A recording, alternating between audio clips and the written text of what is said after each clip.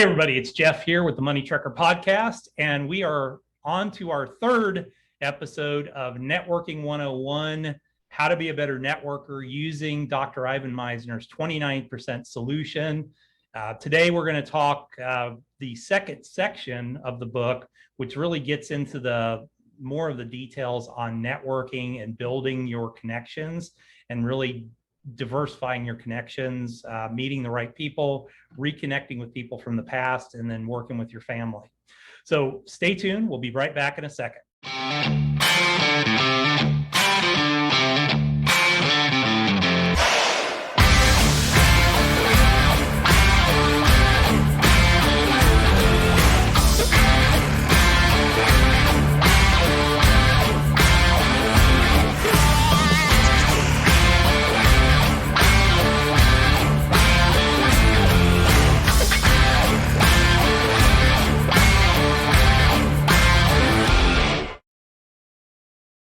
Hey, everybody, it's Jeff here once again with the Money Trekker podcast.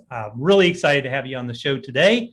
We have been, over the last few episodes of the Networking 101, been talking about the 29% solution by Ivan Misner, Dr. Ivan Misner, the founder of BNI.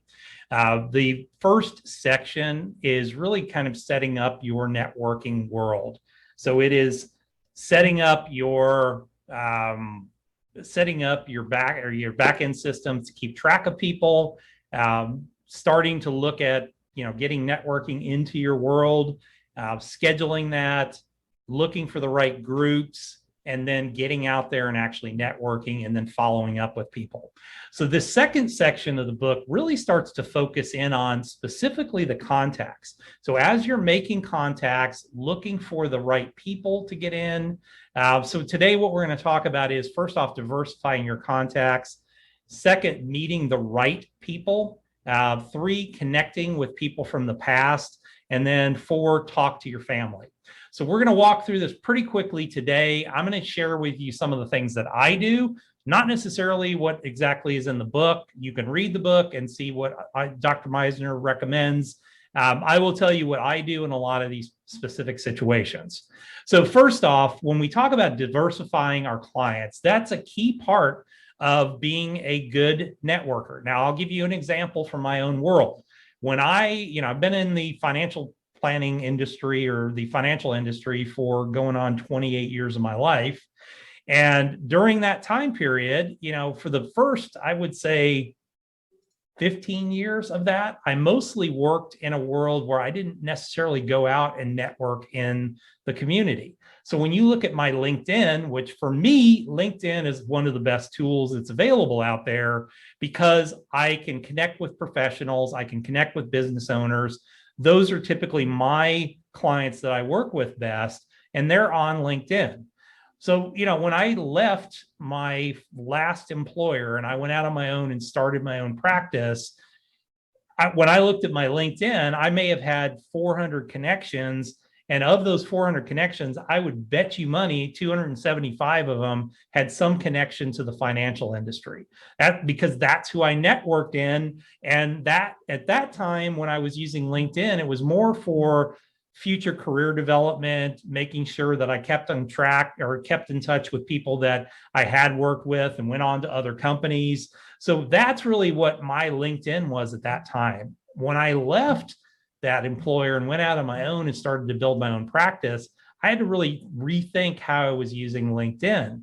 I needed to start building a network and expanding my network with different people and people that were in different industries, and specifically making sure that I was networking in a vast majority or a vast group of different type of businesses because they all interacted together. Plus, I was able to, as I did a lot of one-on-ones and built that up, my network, I was able to then say, if somebody came to me and said, hey, do you know somebody that can, that's a good plumber? Well, yeah, I've got 2 people that I've worked with before. I would highly recommend them. And I got to the point where people started to come to me about everything because they knew I was very well networked, and they knew usually I knew somebody that was of quality and I wouldn't give out anybody that I didn't trust. that was of quality that I could refer them to. And then they didn't have to go out and interview 10 different people and figure out who was the best to go to.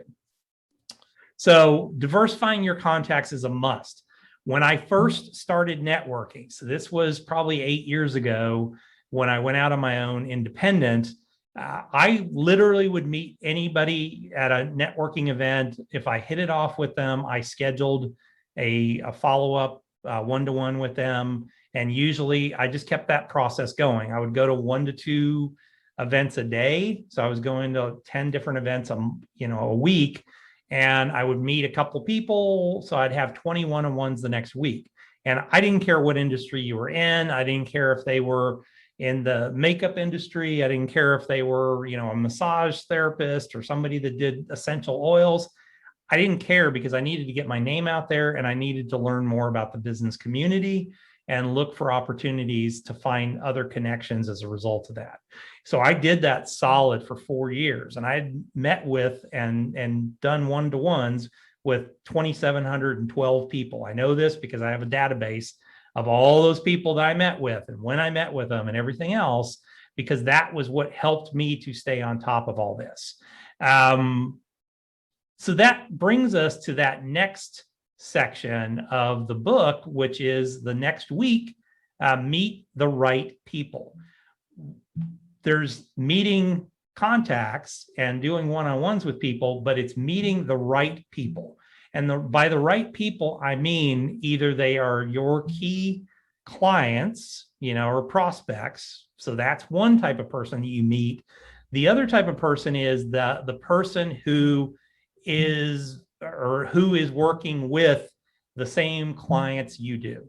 So like in my case, if I'm looking for clients when it comes to the BKA world that I live in, those clients are, working with attorneys, CPAs, business coaches, other folks that support business owners. So I want to get to know all the other people that they play with. So, if I meet a client, a lot of times I'm asking them questions about, well, do you have a coach? Do you have a CPA? What's their name? Well, do you have a lawyer that you work with? What's their name? Because I want to be reaching out to those people specifically, because it's a warm introduction. And by reaching out to them and spending some time with them and learning about their business, that helps me to, one, make a connection and hopefully ensure that I don't have somebody who is an allied advisor with them who is either trying to guide them away from me to an advisor that they work with, or someone who is, they don't understand the more complicated things and the complex things that we do from a planning standpoint. So they're just shooting down anything that goes on or any advice that I'm giving at that point. So we want to make sure that we're allied with those professionals as best as possible. So, when you think about, okay, I'm a landscaper, or I mow lawns. Well, who else do I need to know? Well, I might ally myself with somebody who does irrigation systems. I might ally myself with somebody who does tree services and all those type of things, because quite often, even down to the point, like my roofer that I work with, I go to him all the time because he's got this little group of people that he works with. And I'm like, hey, I need a tree trimmer. Okay, well, I've used this guy before and he's awesome. Okay, great. I need someone that can, mow my lawn. Wow, okay, well, I've worked with this one before. So a lot of those folks that work, let's say in the trades, know each other, and they kind of keep a list of the ones that are better. Real estate agents do the same thing. A lot of times real estate agents are one of the best referral sources, and I always cultivate relationships with them because they know all the new people that are moving to town, and they know, hey, I don't have I had a financial advisor, or I didn't really have a financial advisor, but now I've got a rollover for my old employer and I need somebody to help me with that. I need somebody to help me with financial decisions. Okay, well, I've got a great advisor that I work with. Let me introduce you to him. But that realtor is also saying, well, hey, let me introduce you to this person that does lawn service. Let me introduce you to this roofer. Let me introduce you to this plumber or electrician or air conditioning folks. So they're a huge resource, very much the way I am in a lot of cases, because I refer out a lot of business that we just don't do within our core business. So those are the right people that you need to make. You need to really develop those relationships with those key advisors and suppliers to your core clients, and you really need to know that. The other part that I would say is extremely important is you need to be able to interview them. So I would always encourage you to sit down with somebody, do a one-to-one, and ask them about, well, do you refer this type of business out? Do you have these conversations with other, or do you have these conversations? Do you refer out to multiple people? How do you do that? If the answer comes back that, well, I don't really do that. I get referred a lot from, I hear this from CPAs a lot. Well, I get referred a lot of business from other financial advisors. So, and I take that as, well, yeah, I'll take business from you, but I'm probably not going to refer business back to you. Those are folks I don't really worry about cultivating a relationship with. The ones I cultivate relationships with are the ones that go, oh man, you do something totally different from everybody else. In my business, it is very different. And, when they go, oh man, that's somebody I had a need for and I didn't know, that's a relationship I want to continue to cultivate. And those are the ones I want to really encourage. And quite frankly, those are the ones I'm going to refer business back to as well. I don't require that for me to refer business, for them to refer business to me first. But, I have times when I have referrals and times when I don't. But those relationships where there's kind of a give and take, those are the ones I'm going to cultivate. And those are the ones I'm certainly going to go after to make sure that we're giving business back to them as well. So then let's talk a little bit about somebody that's maybe got a larger LinkedIn list. Let's say you have over 500 contacts on your list.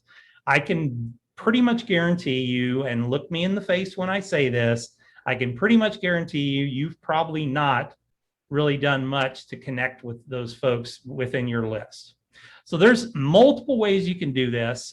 One way that I did before automation came into play was I would just literally go through my contacts over a year's period, and I would pick out, let's say, 10 a day. I would go through those. I'd do an outbound connect to them. And I would go, just reach out to them. Hey, haven't talked to you in a while, or haven't seen you in a while. Just wanted to touch in with you, see how everything's going. Love to grab a cup of coffee with you whenever you have a chance. And then see if I get any reciprocation from that. Typically, what I would see in my network is if I sent 10 out, I might get 5 to 7 back. Which is a pretty good contact rate. And that's because most of the people in my network, I really know. I do get a few people now, or I get a lot of people that try and connect with me. And I'm to the point now, I don't add anybody in if I really don't know who they are, because it's just somebody that's trying to get in there and sell me something in most cases. So what I would start to do is I would, if you want to do it as simply as that, you can reach out and, reach out to a few people that way. Another way to do it, I'm a big fan of 2 tools that I use. One is called Duck Soup, and Duck Soup is a plugin for your web browser that actually goes out and it will go to your list of people you're connected with, or a list of people that you want to connect with, and you can put that list together by doing a search on LinkedIn, and then you can go to Duck Soup and have that automatically reach out for you every single day. You can do a maximum of 200 people per day. When I am in the process of wanting to grow my networking list a little bit, I will go out and I will do a very specific list, a very targeted list. I subscribe to the most expensive tool that they have. It's called LinkedIn Sales. And the whole idea behind LinkedIn Sales is, or Sales Navigator is, you can really get down to those minute details, very specifics that you want. And then you can go in, set up an automated message that goes out. And that the tool that I use for that is called Octopus. And Octopus, basically what it'll do is it just reaches out to somebody, sends them a connection request, or sends them a message asking to connect, and they'll choose to connect with you or not. So it's a way of automating that whole process. When I use Octopus, one of the things I love about Octopus is you can basically create a sales funnel with that. So you can connect with them, you can, reach out, message them, you can go back in and, tell it to check their top 3 or recommend their top 3 best skills automated. So I do a lot of that to help automate the process, because I just honestly don't have the time to do that anymore, of taking time during the day to manually do this. And I can do a lot more of those with just an automated tool. So Duck Soup and Octopus are 2 that I highly recommend. They're pretty easy to use. And in future, I may do an episode of this where I show you how I use those tools. But with that, I'll include those in the show notes, so look down below. So reconnecting with people from the past, you might have 1,000, 2,000 people that you're connected to. What I would encourage you to do is use some of this automation and just start to reach out to people. One thing I will tell you, the first time I ever did this, I said, well, I want to contact all my first level connections, and I want to say, let's schedule an appointment. Well, I did that. I did 200 of them, and I think I had 160 people respond to me, which meant that it took me like 4 months to actually meet with everybody that I'd reached out to. So I would start small with automation and just do a few and see if you can actually get them excited and get them, where you're reconnecting with them. And in today's world of Zoom, a lot of people are willing to, some people want to meet in person, others are more than willing to do a Zoom. So I think it's much better in that case to go, hey, I'd love to do a Zoom with you and just kind of see what's going on in your world right now. And you can pack a whole bunch of those up. Just pick a day and pack a whole bunch of those folks in and go from Zoom to Zoom to Zoom to Zoom at that point, and start to continue to build relationships, dig down into there. The last piece is, I would talk with family. So, these are people you don't have to sell on who you are. So what I would do is say, hey, I'm looking for a good family lawyer. Do you know of anybody? Has anybody, in the family dealt with a family lawyer? That's a easy way for somebody to go, yeah, you know what? I know this one lawyer over here that he helped with a divorce for a friend of mine. I'd love to make the intro for you. Leverage your family. It's unlike, when you go to work for an insurance company and they tell you, well, use your family, you go sell your family on life insurance and everything else. This, you're using your family to help you make connections, which they're more than willing to do. Hey, do you have a good CPA that you work with? Do you have a good business attorney that you work with? Who's your plumber? All these people. It's great to just ask those people who love you and hopefully love you, but love you and know you. They're going to be more than willing to help you and help make some connections. And especially if it's a family member, it's real easy for them to go, hey, Mr. CPA or Miss CPA, I want to introduce you to Jeff. He's my brother-in-law, and he's in the financial services industry, and he was looking for a good CPA to work with. Boom. It's easy to get in the door. It's much easier than you going out there and trying to hammer this stuff out. Now, I realize these are simple things, but people don't do them. People try and do this way too hard. People are out there just blindly going to networking events. They're, cultivating bad relationships. I mean, quite frankly, I wasted probably 3 years of my life cultivating relationships with CPAs and attorneys that were just a complete waste of my time. They would give me lip service that, oh yeah, I'll refer business to you and you're really cool and all that. And then you would see nothing from them. even if you worked with them multiple times. So now I'm very adept at figuring out who's going to be worth my time to work with and who's not. And if they're not willing to work with me, then I don't really need to develop that relationship anymore. It's fine if I see you at a networking event, I'll say hi to you, but I'm not really even considering you as a good referral partner at that point. I really want people that have a reciprocal relationship that might even, in some cases, it might not be a referral, but they may have a technical question from a client that they can't answer, and they know I'm there to answer that question, and I'm more than willing to. And that often gives them the ability to make an introduction for me. So that's it. Once again, the sections we talked about: diversifying your contacts, meeting the right people, reconnecting with people from the past, and talking to your family. I hope this was helpful. I look forward to seeing you back here. We have a few more episodes of this as we go through the book. So the next episode will be in about 2 days from now. So make sure that you keep your eye out. Make sure that you subscribe to the channel, whether you are looking at this on YouTube, whether you are looking at on any of the podcast channels that are out there, or whether you're looking at this on Rumble. I don't care where you're at. We want to know you, and also subscribe to the channel, because we are literally doing shows every day now, and you don't want to miss any. So make sure that you're subscribing wherever you're comfortable at, and we will continue to put this information out there. So thanks. We'll see you back here next time.